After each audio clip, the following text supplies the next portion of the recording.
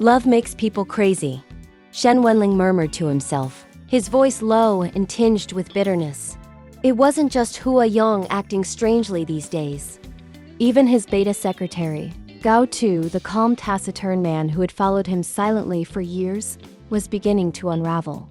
Gao Tu, who had always been reliable, who had never once complained or drawn attention to himself, had started taking inexplicable leaves.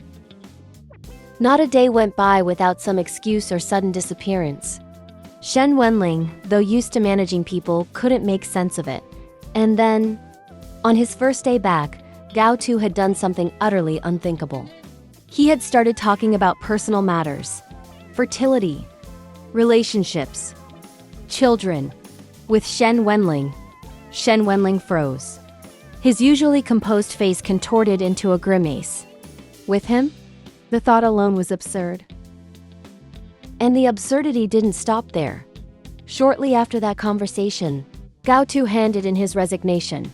Resignation. Because he needed to care for his pregnant Omega partner. Shen Wenlang stared at the resignation application as though it were a cruel joke. No wonder the usually silent secretary had brought up children out of nowhere. It all made sense now. Gao Tu wasn't acting out of randomness. He was acting out of love.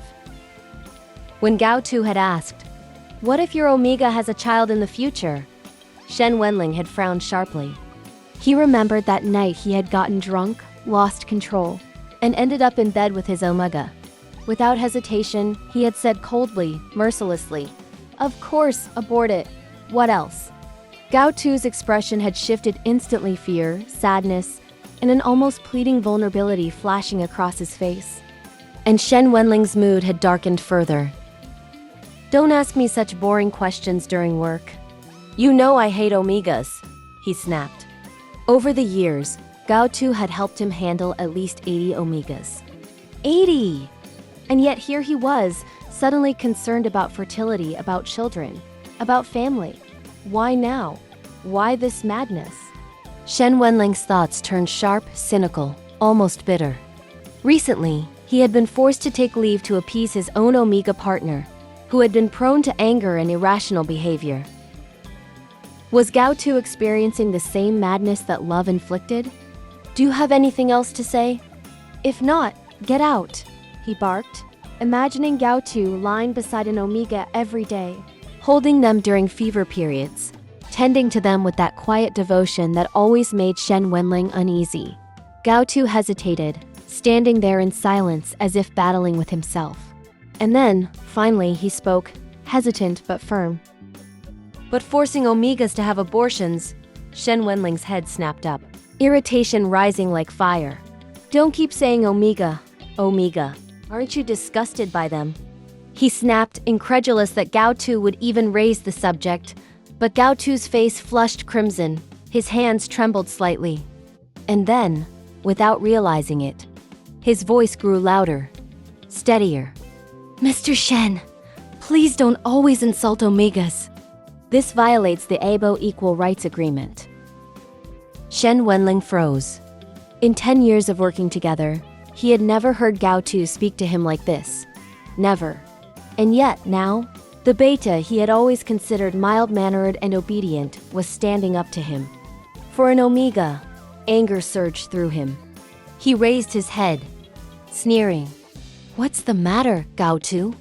You are a beta, and you want to sue me on behalf of an Omega?" Of course, Gao Tu had no intention of suing him. He had simply resigned. For a pregnant Omega. Shen Wenlang's fingers clenched into fists as he reread the resignation report. Fury and disbelief burned in him. How could someone he had trusted so completely, someone who had followed him loyally for a decade, throw it all away for love? This idiot. And yet, try as he might, Shen Wenlang couldn't stop himself from analyzing, from wondering. Why would someone so reliable, so honest, so utterly devoted, fall so completely for another person? In this era, Shen Wenlang thought, who else could match his tolerance as a boss? Who would allow someone to take leave whenever necessary, while still paying them enough to support a sick sister in the hospital, and at the same time, a troublesome Omega who always demanded attention, got pregnant, and needed care? and Gao Tu had walked away from it all. Out of love, Shen Wenlang thought of the strong, lingering scent that always clung to Gao Tu. A scent that seemed personal, intimate, impossible to ignore. He had never considered it in such a way before, but now the thought made him uncomfortable and, strangely, curious. How close, how intimate must the beta have been with his Omega partner to leave such a trace behind? Shen Wenling's thoughts spiraled further. He couldn't stop imagining, couldn't stop wondering. Gao Tu, so calm, so composed, so devoted, yet apparently so skilled in ways that Shen Wenlang never imagined.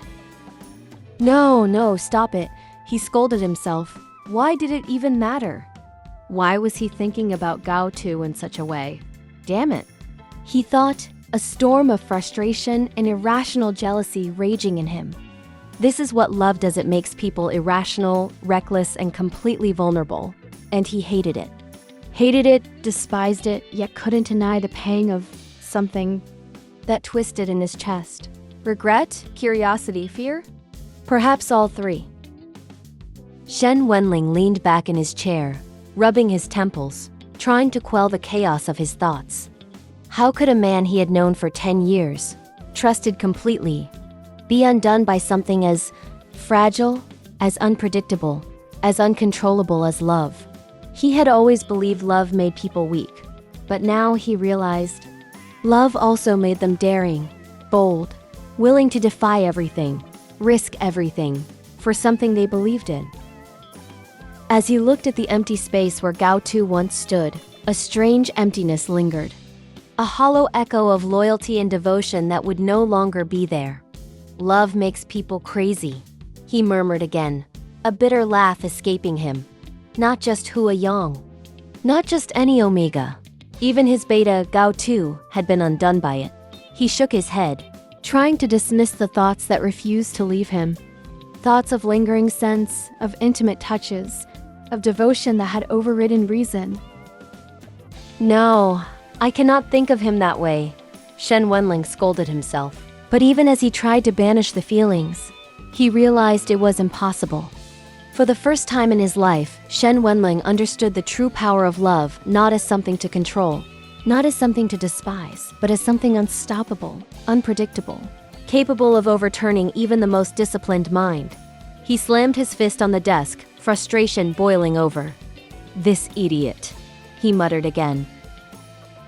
Gao Tu, you've completely lost your mind. Yet even as the words left his mouth, a small, undeniable part of him acknowledged the truth. The resignation wasn't just about leaving work. If this story of love, loyalty, and unexpected choices shocked you, make sure to like this video and subscribe to our channel for more ABO Desire drama. Comment below whose actions surprised you the most. And don't forget to hit the notification bell.